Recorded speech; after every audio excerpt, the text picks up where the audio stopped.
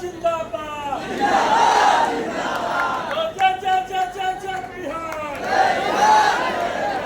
जन सुराज जिंदाबाद।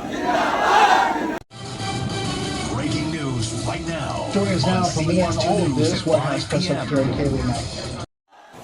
नमस्कार मित्रों, मैं आपका दोस्त अमलेश कुमार अपने YouTube चैनल न्यूज रिपोर्टिंग में आपका बहुत बहुत स्वागत करते हुए एक बड़ी राजनीतिक खबर के साथ जुड़ चुका हूं। मित्रों, यह बिहार के पटना जिले के पालीगंज विधानसभा क्षेत्र में किससे जुड़ा हुआ है। मित्रों, आज जन सुराज की पालीगंज विधानसभा स्तरीय प्राथमिक संस्थापक सदस्यों की बैठक थी। साथ में विधानसभा के जो संभावित प्रत्याशी थे, उम्मीदवार थे, दावेदार थे, उनकी राय मशविरा ली गई और इसमें बड़ी बैठक थी जिसमें हजारों की संख्या में जन सुराज के कार्यकर्ता जुटे हुए थे। साथ में केंद्रीय पर्यवेक्षक के रूप में अबूदुर रहमान करके उपस्थित थे। उनके बीच में कैसी क्या तस्वीरें रही। तो पहले तस्वीरें देखिए और इसके बाद मैं आपसे बात करूँगा कि कौन कौन से संभावित उम्मीदवार थे। पहले पालीगंज का जनता जिंदाबाद जय बिहार जन सुराज जिंदाबाद। समाप्त करता हूँ, एक बार मेरे साथ बोलिए, जय बिहार, जय जय जय जय जय बिहार। बोलिए चाचा, अरे बोलिए तो हाथ उठा लो, तो जय जय जय जय जय बिहार। नेता के परिवार को दिए, पार्टी को दिए, जाति को दिए, लेकिन अगर वोट नहीं दिए तो अपने आप को, जो कि हम लोग दुनिया के सबसे बड़े प्रजातंत्र के वासी हैं, यानी कि जहां हमें अधिकार मिला है अपने लिए अपने नेता को चुनने का। लेकिन हम लोग नेता को नहीं चुनते, हम लोग तो राजतंत्र में राजवंशियों को चुनते आ रहे हैं। इसी चीज का विरोध करते हैं प्रशांत किशोर जी। सरकार लगाऊंगी, मैं अपनी कुछ कमेटी बनाऊंगी जो लोग आपसे मिलेंगे, किसको क्या समस्या है, किसको शिक्षा बच्चों के विद्यालय में दाखिला नहीं है, या कि किस कौन वृद्ध लोग हैं जिनको पेंशन की आवश्यकता है, या वो लोग जिनका अभी चालू पेंशन रुका हुआ है। ऐसे अनगिनत लोग हैं जिनका चालू पेंशन इसलिए रुक गया है कि उनके नाम में एक स्पेलिंग, एक मात्राओं की गलती हो गई है। अब ये हमारे माननीय मुख्यमंत्री जी का चेहरा देखिए, मतलब कि कंप्यूटर ऑपरेटर गलती करता है और सजा कब भोगते हैं आप लोग। वो अपने पदाधिकारी अपने कि इनके अलावे जितने भी उम्मीदवार इसमें हैं, इसके अलावे भी अगर आपके दिमाग में कोई अन्य उम्मीदवार अगर है तो उनका भी नाम आप इसमें लिख सकते हैं। और 11वां नंबर है कि आपको लग रहा है कि जितने भी उम्मीदवार हैं उसमें से कोई उम्मीदवार नहीं, तो आप लोग पार्टी के ऊपर जो है, जो जन सुराज पार्टी है, उस पार्टी के नेतृत्व के ऊपर जो है आप प्रत्याशी का चयन का जो है मामला आप छोड़ सकते हैं कि हाँ नहीं है।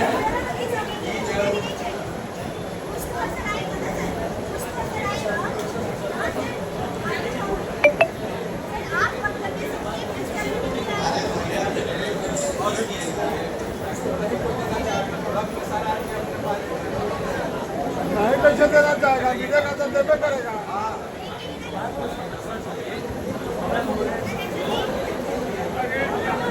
और गरीबी से बाहर निकाल सकते हैं, नहीं तो इसके अलावा कोई रास्ता नहीं है। सड़कें हो जाएगी, बिजली आएगी, सामाजिक परिवर्तन होगा, सारा चीज होगा, लेकिन आपके घर में पूंजी की कमी रहेगा, हमेशा पूंजी की कमी रहेगा, क्योंकि आमदनी है नहीं।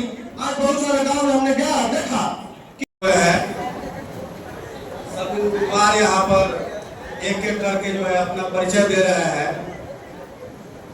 तो ये व्यवस्था जो है जन सुराज का, वो एक एक व्यक्ति से सहमति लेकर के जो है, और जन सुराज जो है टिकट बांटने का काम जो है कर रही है, ताकि जो भी लोग चुन करके आए वो सही में आपका जो है अपना जनप्रतिनिधि हो। इसलिए मैं चाहूंगा कि आप लोग जो टिकट वितरण में जो जन स्वराज की व्यवस्था है उसके लिए एक बार जोरदार ताली बजाने का काम आप लोग करें। हम लोग यहाँ उपस्थित हुए कि हम क्या करेंगे जब हमारी व्यवस्था बनेगी या हम उस व्यवस्था के अंग बनेंगे तो हम क्या कार्य करेंगे।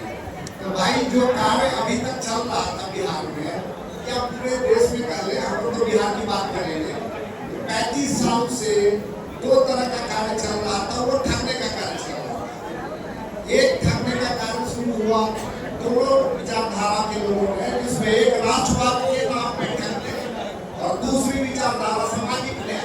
अब बताइए इन दोनों का कारनामा बिहार का पालीगंज का तमाम पूरे बिहार बता रहा है कि उन्होंने क्या कार्य कर दिया 35 सालों में। अभी भी है, पार्टी जिसको टिकट दे दे हमारा पूर्ण समर्थन उसको रहेगा। लेकिन एक बात मैं आपसे भी कहता हूं, मेरा एक संदेश मानिए, गलत को कभी स्वीकार नहीं। गलत, अगर हम गलती के खिलाफ लड़ने के लिए खड़ा हुए हैं तो गलत को कभी स्वीकार नहीं कीजिए।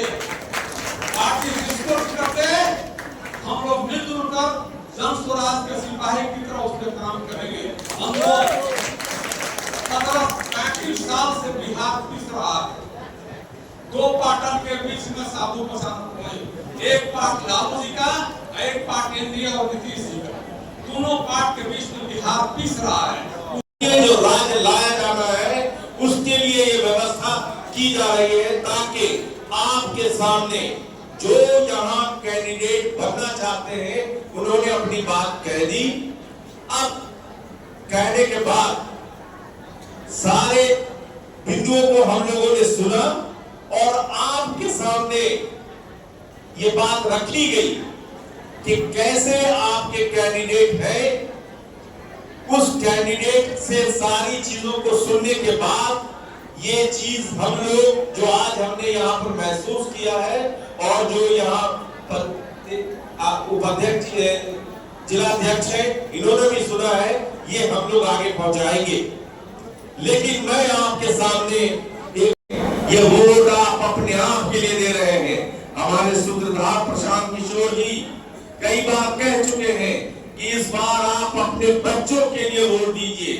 इनमें से कौन नहीं चाहता है कि उसका बच्चा पढ़े?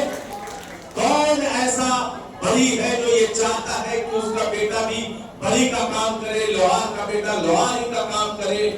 कोई भी नहीं चाहता कि उसका बेटा वही काम करे जो वो वर्षों से करता आ रहा है। वो भी चाहता है कि उसको आप एक ऐसी शिक्षा दे दीजिए जिसके बल पे, शिक्षा के बल पर वो अपने हक का अधिकार ले सकता है। आपको अगर कोई एक ताकत है जो आपको आपका अधिकार दिला सकता है तो वो सिर्फ और सिर्फ शिक्षा का माध्यम है। शिक्षा के अलावा कोई ऐसा माध्यम नहीं है जहां आप अपने हक को ले सकते हैं। मैं जानता हूं, ये ख्याल मत रखिए कि इनमें से 7 जो लोग आए हैं इनमें से किन को चुना जाएगा। जिनको भी चुना जाएगा, जिसको भी पार्टी समझेगी कि योग है, और चूंकि आप तमाम लोगों का इसमें मत शामिल है, तो जो लोग भी चुना जाता है उसको आप अपना पूरा मत देंगे, पूरे तरीके से देंगे।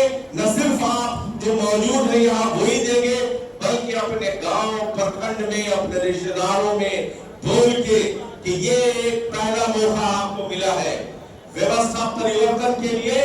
जन स्वराज पार्टी के सूत्रधार प्रशांत किशोर जी सत्ता में इसलिए नहीं आए कि उनको कोई पद का लाभ है। कोई पद अगर चाहते तो वो बहुत पहले ले लेते, लेकिन वो बिहार की सूरत को बदलना चाहते हैं, यहाँ की व्यवस्था को बदलना चाहते हैं। यहाँ जो व्यवस्था है इसमें जो बहुत अमीर है वो अमीर हो रहा है, जो गरीब है वो गरीब रह जा रहा है। और यह आप में से ही इस प्रदेश का दुर्भाग्य है कि यहाँ पर सबसे बड़ा पलायन का मुद्दा है। जब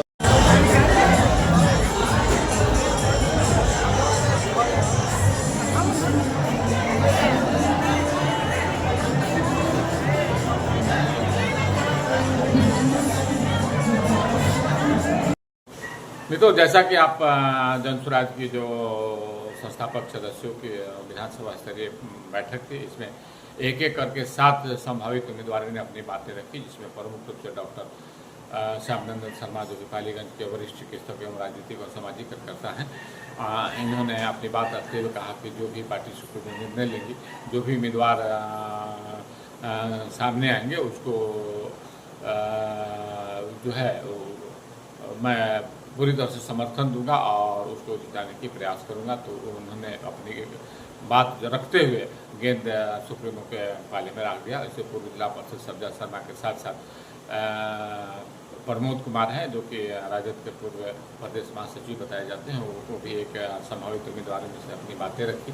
सब्जा शर्मा ने भी प्रमुखता से बातें रखी।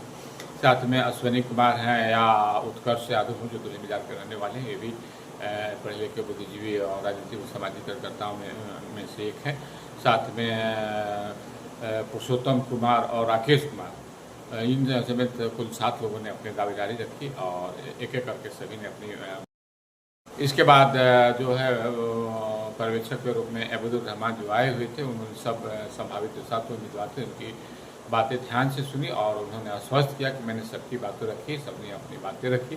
कार्यकर्ताओं के समक्ष मैं आपकी बातों को केंद्रीय कमेटी के साथ जन स्वराज सुप्रीमो के समक्ष रखूँगा और जो भी पार्टी उचित निर्णय लेगी उसके आप लोग को जिताने का प्रयास करेंगे। ये जो केंद्रीय कमेटी तय करेगी कि कौन योग्य और कौन अयोग्य उम्मीदवार है। सबकी बातें सुनी गई है, सबकी बातें मैं अपने ऊपर सुप्रीमो के पास रखूँगा। तो ये लबोलुआब ये रही कि सभी संभावित 7 उम्मीदवारों ने अपनी बातें रखी। केंद्रीय पर्यवेक्षक ने आश्वासन दिया और इसमें एक बात खास करके उभर के आई कि एक पर्ची बांटी गई, जिसमें 7 उम्मीदवारों के 9 उम्मीदवारों के संभावित नाम थे, जिसमें उस पर्ची पे लिखना था कि आप पसंद के टिक मार करें और ये भी हक हुई।